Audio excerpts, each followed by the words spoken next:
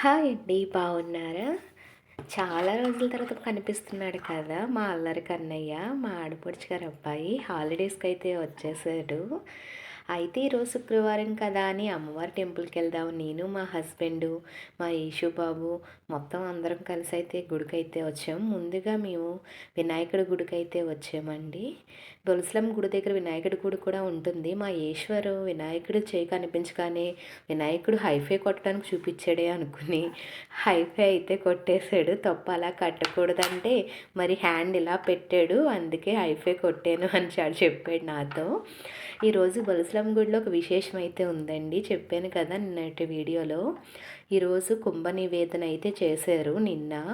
అందుకే మేము గుడికి అయితే వచ్చాము. ఎవ్రీ ఫ్రైడే కూడా మేమైతే వస్తాము. అమ్మవారికి చాలామంది బూర్లు, స్వీట్స్ అన్నీ తీసుకొస్తున్నారు. అలాగే అమ్మవారిని ఇలాగ పులిహార, మనం తీసుకొచ్చిన బూర్లు, అలాగే స్వీట్స్తో అమ్మవారి అలంకరణ అయితే చాలా బాగా చేశారండి. లాస్ట్ ఇయర్ అయితే ఇలా చేయలేదు. ఈ ఇయర్ అయితే చాలా బాగా చేశారు. ఎందుకంటే లాస్ట్ ఇయర్ కూడా చూశాను, ఈ రోజు కూడా. అలాగే అమ్మవారి దేవాలయం టైమింగ్స్ అయితే పెట్టాను, ఒకసారి చూడండి. మీరు తాడేపల్లిగూడెం అయితే ఖచ్చితంగా అమ్మవారి గుడికి వచ్చే ఉంటారు.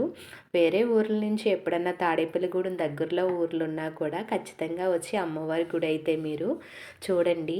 నేను ఎందుకు ఇంత అలా చెప్తున్నానంటే మీరు ఒక్కసారి అమ్మవారి దర్శనం చేసుకున్నాక మీకే అర్థమవుతుంది. అమ్మవారిని చూసాక అంత కనుల పండగగా అయితే కనపడతారు అమ్మవారు.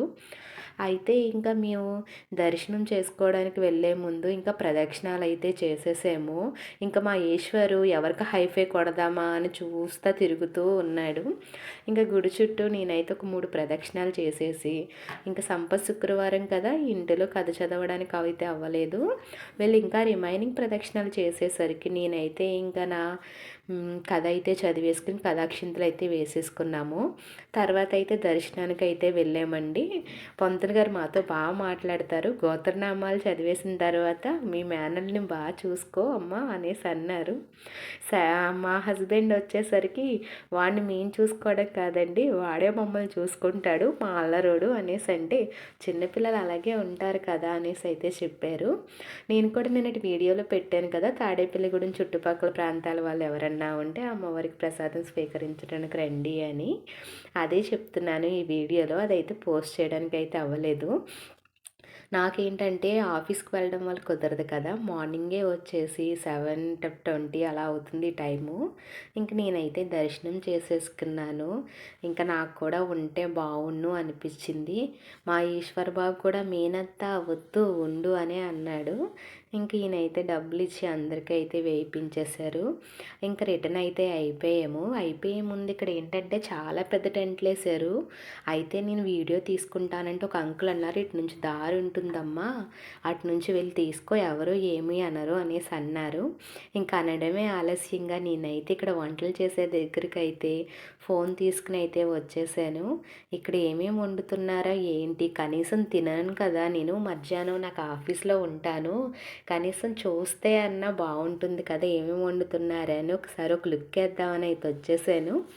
మీరు కూడా చూడండి. ఓ పక్కన పప్పు ఉడకపెడుతున్నారు, ఇంకొక పక్కన బిర్యానీకి చేస్తున్నారు, ఒక పక్కన అయితే ఇక్కడ వంకాయలది కోస్తూ ఉన్నారు ఆడవాళ్ళు. ఇంకా సాంబార్ గిన్నెలు అయితే చాలా ఎక్కువ అయితే పెట్టారండి. ఆ సాంబార్లు గిన్నె చూడగానే నాకు సాంబార్ డైలాగ్ గుర్తొస్తుంది. సాంబార్ సాంబార్దా సాపడ అనేసి ఉంటుంది కదా తమిళనాడులో సాంబార్ గురించి.